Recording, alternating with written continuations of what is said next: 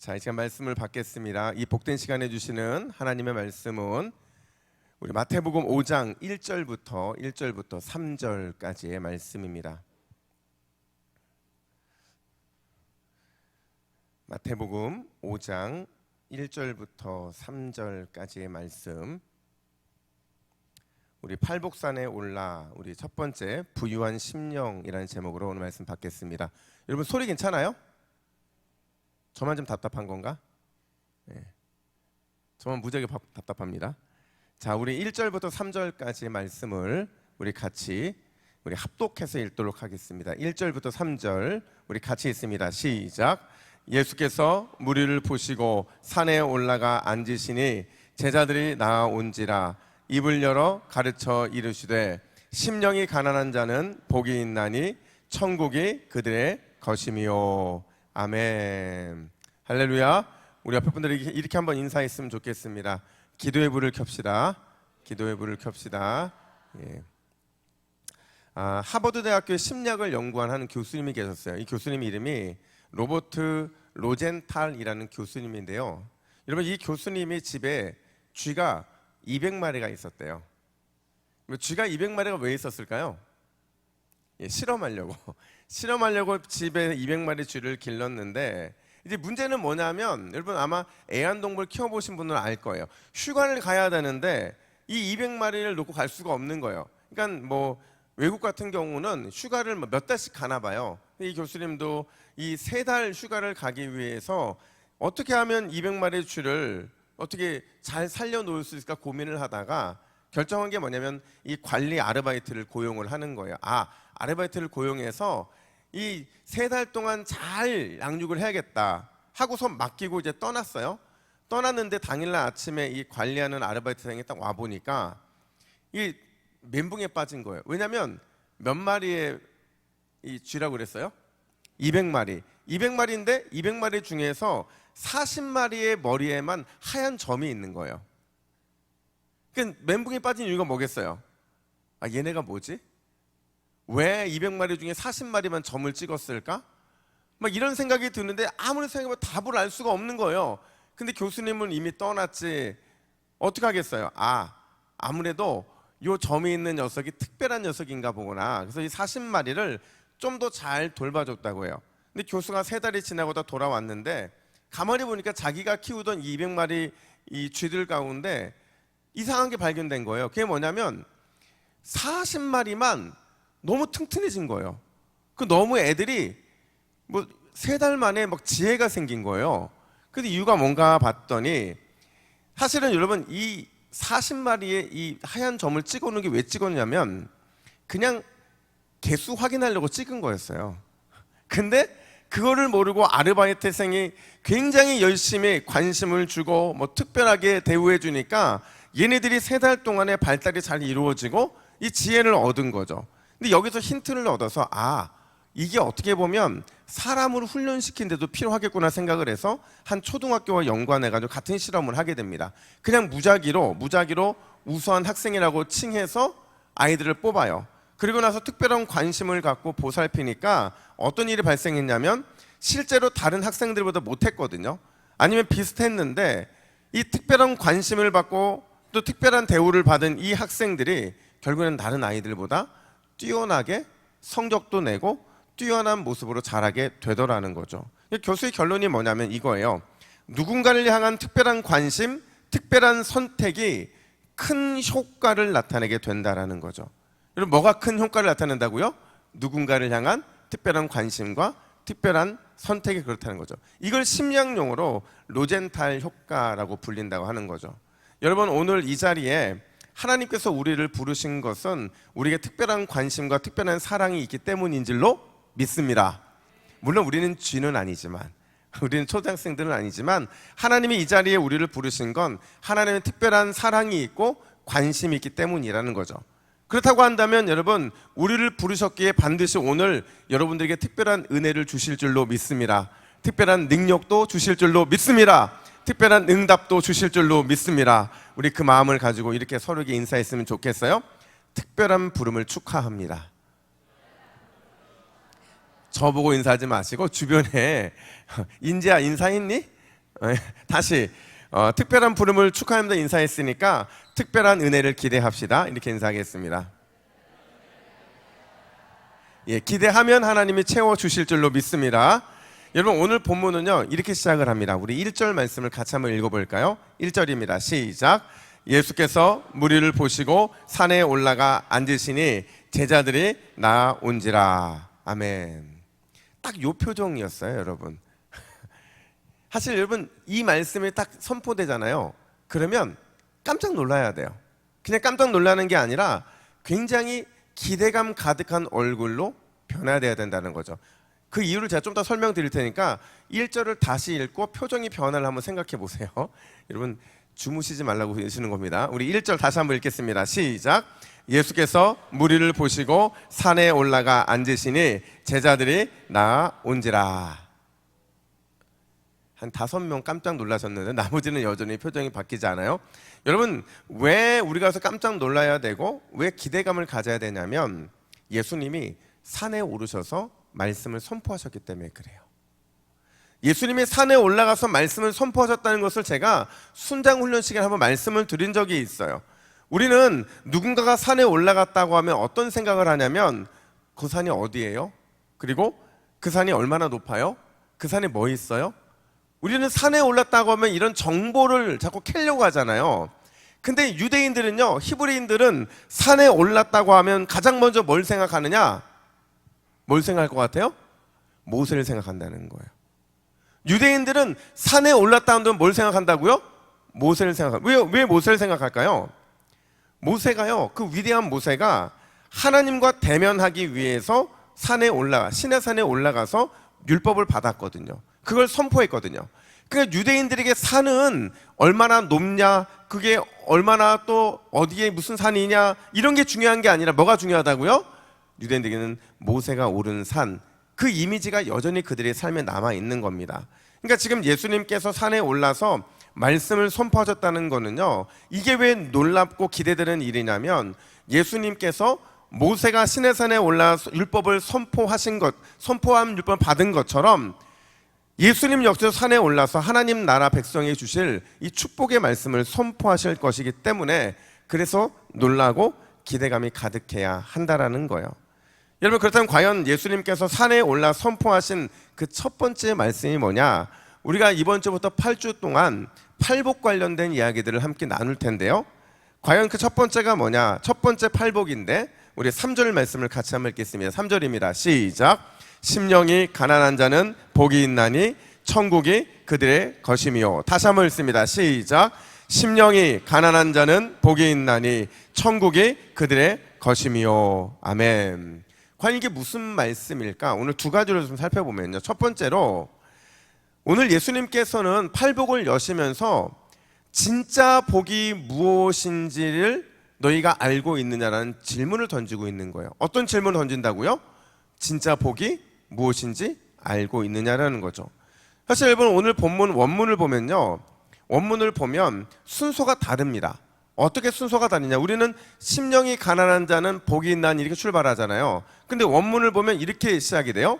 복이 있다, 심령이 가난한 자는. 이 말은 바꿔 말하면 예수님의 입에서 어떤 단어가 가장 먼저 튀어나온 거예요?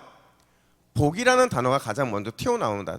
그러니까 이 복이라는 게요, 헬라어로 마카리오스라는 단어거든요. 그냥 복이 아니라 최상급 복이고 최고의 행복 또는 행운이라고 말할 수 있다는 거죠. 자, 여러분 생각해 보세요. 제가 말씀드렸죠. 예수님이 산에 올랐어요. 모세를 연상시키는 거죠. 그리고 예수님의 입에서 어떤 말씀이 선포될지를 다들 기대하고 있는데 그때 가장 먼저 입술 통해 선포된 말씀이 어떤 단어였다고요? 복이었다는 거죠. 마카리오스, 최상급 복, 최고의 행복을 예수님이 선포하셨다는 거예요. 여러분 사람들의 반응이 어땠을까요? 엄청 기대했겠죠. 너무 기대하는 거죠. 기대했을 뿐만 아니라 다들 조용했어요.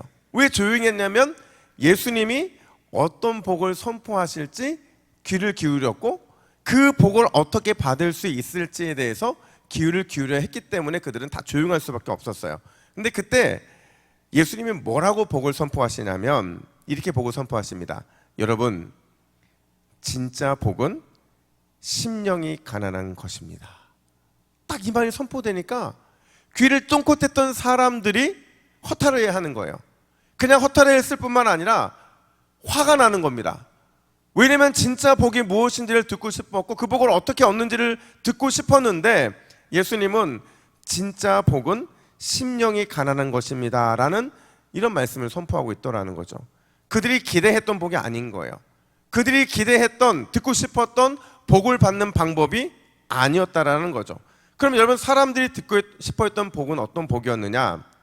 그들은요, 육체적인 건강에 대한 복을 요구했어요. 그리고 사업이 번창하는 복을 얻고 싶었고, 재산이 증가되는 것, 자녀의 형통을 누리는 것. 여러분, 이걸 한 단어로 뭐라고 표현하는 줄 아세요? 만사 형통. 이 만사 형통의 복을 그들은 기대를 했더라는 거죠. 근데 이 만사 형통이라는 단어가 어떤 의미냐면 이런 겁니다, 여러분. 만사 형통이요, 무언가가 채워지고 넘치는 상태. 그러니까 다 풀리는 거예요. 모든 것이 채워지고 모든 것이 넘치는 복, 이 상태가 바로 만사 형통의 복을 누리는 바로 그 상태라고 말할 수 있는데, 그런데 예수님은 이걸 복으로 인정한다, 안 한다? 안 한다는 거예요. 이게 진짜 복이 아니라는 거죠. 채워지고 넘치는 게 최상의 복이 아니라, 이 땅에서 누려야 할 최고의 행복도 아니라, 진짜 복은 뭐냐? 한번 따라해 볼까요? 심령이 가난한 것. 여러분, 이 말을 이렇게 바꿔 표현해 볼게요. 심령이 가난한 게 뭐냐면 아직 채워지지 않은 상태가 진짜 복의 상태라는 거예요.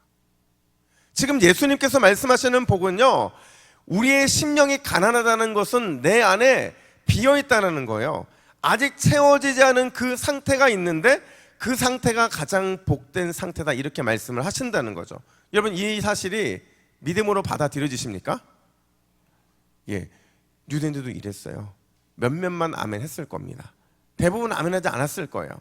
그렇다면 여러분, 심령이 가난하다는 게 무슨 뜻이냐면요, 여러분, 심령이 가난하다, 이게 어떻게 최고의 행복이고 최상의 복이 될 수 있느냐?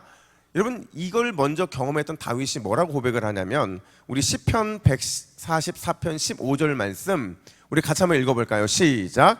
이러한 백성은 복이 있나니 여호와를 자기 하나님으로 삼는 백성은 복이 있도다. 아멘.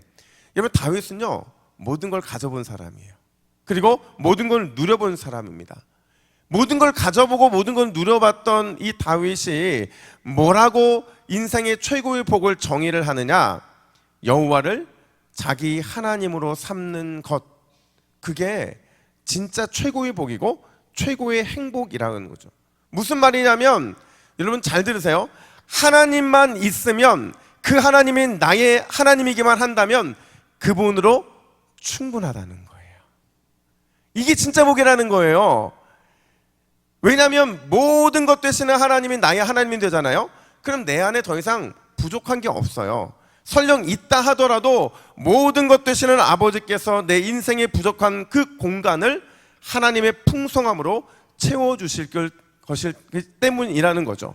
그래서 여러분, 하나님만 있으면, 그 하나님이 나의 하나님이 되시면 더 이상 우리에게 아무것도 필요 없는 줄로 믿습니다.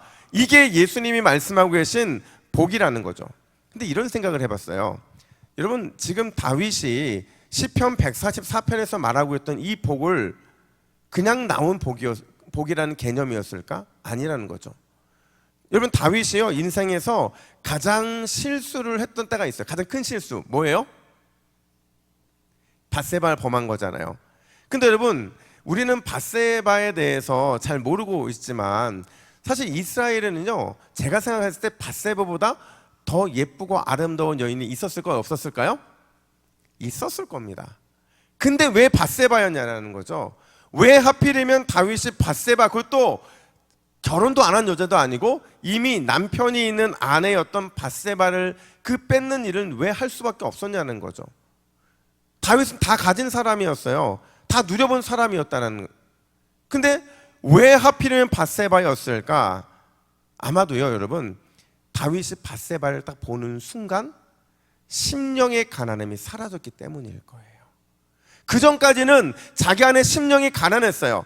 그러니까 하나님을 구했고 하나님을 찾았고 하나님만 있으면 그것을 충분했는데, 밧세바를 보는 순간 갑자기 하나님을 가진 게 내 인생의 최고의 복이라는 사실이 묻어졌고, 나의 하나님이 되어주신 게 최고의 행운이라는 사실을 그 안에서 잊어지고 있으니까 그 밧세바, 남의 아내였던 그 여자의 마음을 뺏기고 말았다는 거죠.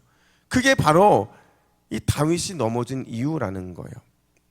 제가 한 10년 정도 전에 전화 한 통화를 받았어요. 전화를 받았는데, 근데 전화를 받으면 되게 기분이 좋은 사람이 있잖아요. 기분 좋게 받았습니다. 근데 그분이 갑자기 뜬금없이 저에게 뭐라고 말하냐면, 목사님, 제가 요즘 자꾸 죽고 싶은 마음이 들어요. 이러는 거예요. 근데 여러분, 제가 그분이 이해가 안 됐던 게 왜 이해가 안 됐냐면, 그분이요, 다 모든 걸 가진 분이에요. 너무 행복해야 되거든요. 그러니까 더 이상 물질을 모을 이유가 없을 정도로 부유했어요. 그리고 자녀들도 다 나름대로 자기의 길을 정말 잘 가고 있고요. 제가 그 집 가서 예배하면 그 집은 제목이 항상 그런 거였어요. 하나님 신실하게 믿게 해주세요. 이런 거였거든요. 물질이 부족해요. 자녀들이 아파요. 누가 아파요. 이런 기도 제목이 없는 가정이에요.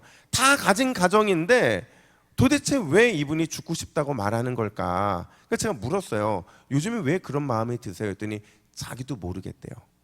근데 제가요, 좀 지나고 나니까 그 이유를 알 것 같아요. 이분이 원래 다 가졌던 분이 아니거든요.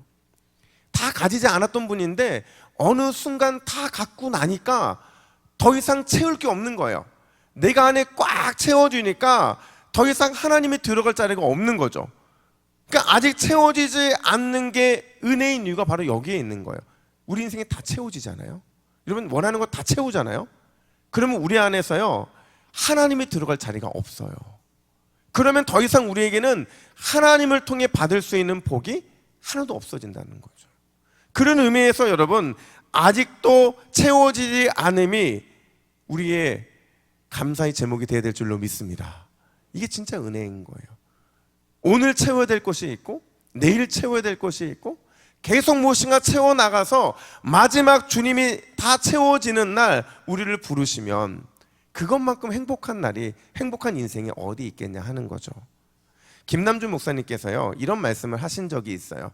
우리 전차원을 보고 한번 이 말씀을 같이 한번 읽으면서 한번 동의해 보시면 좋을 것 같아요. 우리 같이 읽습니다. 시작. 심령의 가난함은 자신의 비참한 상태를 직시하는 것입니다.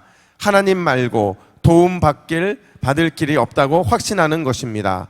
그분의 불쌍히 여기심에 모든 희망을 거는 것입니다.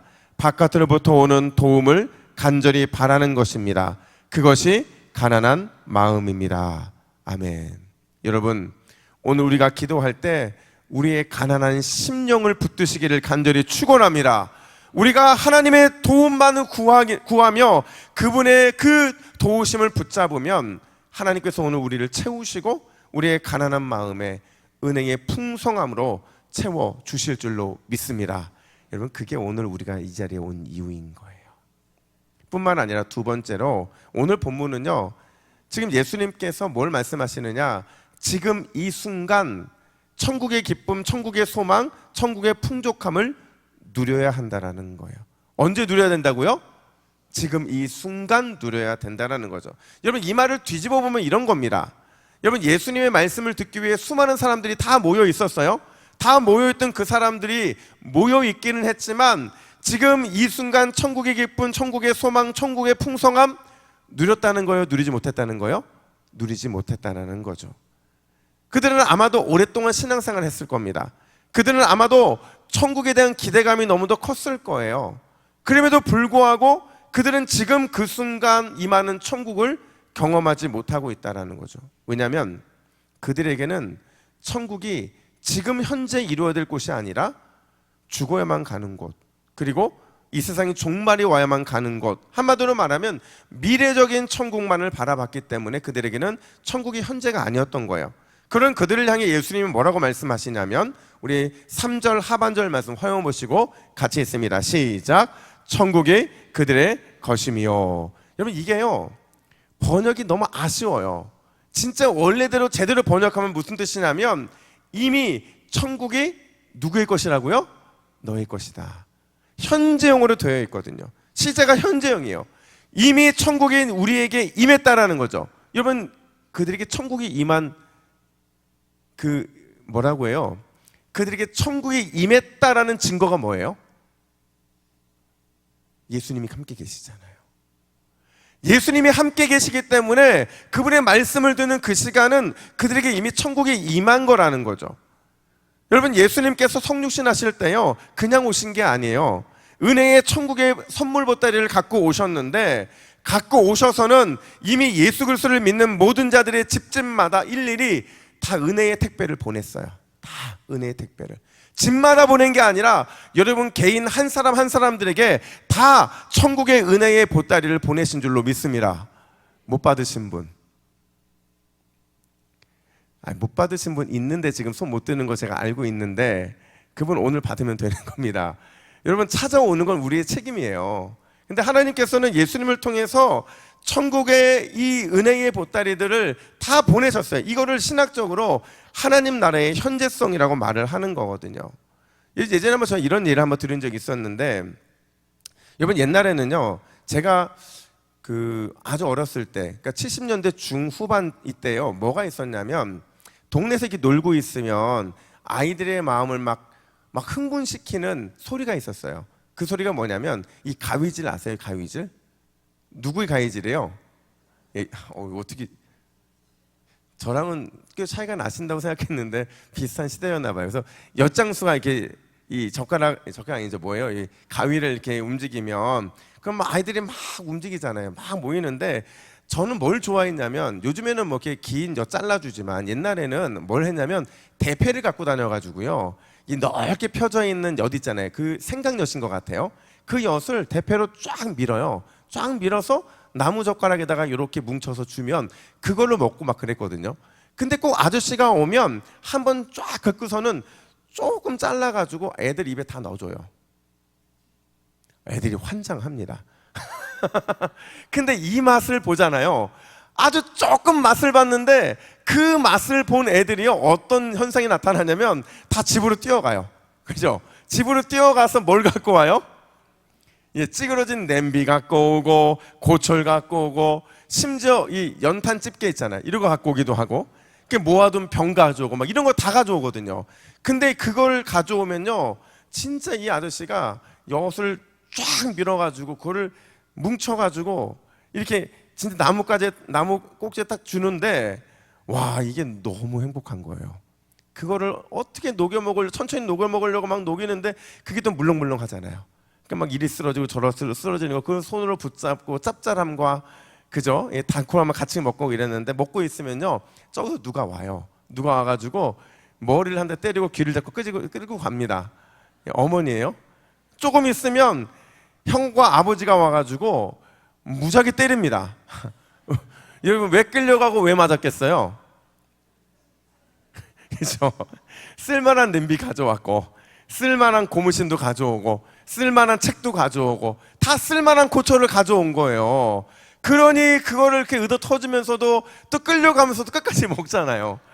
그 더 신기한 게 뭐냐면 며칠 있다 또 오잖아요, 그 아저씨가. 그러면 또 집에 가서 또 가져와요. 지금 이세한 집사님은 이해 안 되죠, 이거. 그죠? 그 시대가 아니죠. 저희 때는 그랬어요. 근데 신기한 게 뭐냐면 또 그렇게 맞는데도 늘 그 행동이 반복이 되더라는 거예요. 그러니까 집에 나만 아는 그릇이 없고 막 그랬잖아요. 왜 그랬냐면 여러분, 이게요, 그 맛을 알기 때문에 그런 거예요. 그 당시에 먹을 게 뭐가 있겠어요. 그러니까 그거 맛을 너무 맛있게 맛을 보니까 의도 터져도 좋고, 집에 이 쓸만한 냄비 없어져도, 부직갱이 없어져도 그거 먹는 것 때문에 그 맛을 아니까 하는 거거든요. 여러분, 천국이 그렇다는 거죠. 천국은요, 맛본 자만 누리는 곳인 줄로 믿습니다. 제가 예전에 군대 가기 전에는 절대로 이해 못했던 게 뭐냐면, 어떻게 사람이 화장실에서 초코파이를 먹나. 저희는 푸세식이었거든요. 근데 심지어 그 푸세식 화장실에 또 이 초코파이를 숨겨놔요. 여러분, 냄새 배길까요, 안 배길까요? 배겨요. 근데 그렇게 거기서 초코파이를 먹는다는 거예요. 저 이해가 안 됐거든요. 제가 군대를 가보니까 그 맛이 있어요. 여러분 진짜예요. 그 맛이 있어요. 진짜 그 맛이 있습니다. 냄새는 올라오는데 그거랑 전혀 다르게 이 초코파이를 화장실에 숨어서 먹는 그 맛이 있어요. 그래서 제가 가끔 한번 그걸 한번 시도해 보려고 하거든요. 근데 여기서는 맛이 안 나요. 여기서는 맛이 안 나. 맞잖아요. 화장실에서 큰 거 보고 물 안 내리고 초코파이 먹어볼 수 있잖아요. 근데 그때만 나는 맛이라는 거죠. 여러분 천국은요, 한 번 맛보면 영원히 맛보지 않고는 살 수 없는 곳이 천국인 줄로 믿습니다. 그리고 그 천국이 지금 어디에 임했다고요? 우리에게 지금 이곳에 임했다라는 거예요. 여러분 지금 우리가 이 순간 누려야 될 천국, 그 천국은요 날마다 우리에게 은혜와 기쁨, 대단한 그 맛을 보게 하는 줄로 믿습니다. 이 시간 우리가 하나님 앞에 엎드려 기도하면요 위로의 주님의 그 맛을 보게 될 줄로 믿습니다. 소망의 주님을 경험하게 될 줄로 믿습니다. 천국의 치료의 역사와 회복의 은혜가 우리에게 임하게 될 줄로 믿습니다. 더 중요한 거는 그 감격과 기쁨이요 상상할 수 없을 만큼 크다는 거예요. 그 천국을 경험하면 구하고 또 구하게 되고 계속 구할 수밖에 없다는 거죠. 그게 천국의 현재성이라는 거예요. 여러분 가끔 이럴 때 있잖아요. 여러분 기도하고 싶지 않을 때 있죠. 그죠? 몸이 피곤하고 힘들면 기도 한 번 정도 쉬고 싶을 때 있죠. 그죠? 예배 한 번 좀 쉬고 싶을 때 있고 좀 게으름 피우고 싶을 때 있잖아요. 근데요 그 게으름 피우던 그 순간에 내가 경험한 천국을 떠올리잖아요. 그러면 게으름이 떠나더라고요. 그렇죠? 하기 싫음이 떠나더라는 거죠. 문제는 뭐냐면 우리가 그 한 번 경험한 천국을 계속 유지하지 못하고 살아간다는데 늘 우리의 아쉬움이 있는 거예요. 최근에 이 교회에서 굉장히 저명하고 또 영향력이 있는 목회자가 불리는 팀 켈러 목사님이라는 분이 소천을 하셨는데 그 목사님께서 소천하시기 전에 마지막 누가복음 10장 20절 말씀을 사람들과 함께 나누면서 유언을 남겼대요. 여러분 누가복음 10장이 무슨 내용이냐면 예수님의 제자들이 70명의 제자들이 파송을 받아서 권능을 행하고 귀신을 쫓아내고 이적을 행해 너무 기쁜 마음으로 돌아왔을 때예요. 그때 예수님이 누가복음 10장 20절에서 뭐라고 말씀하시냐면 이렇게 말합니다. 우리 방송실 아무도 안 계신가요? 예.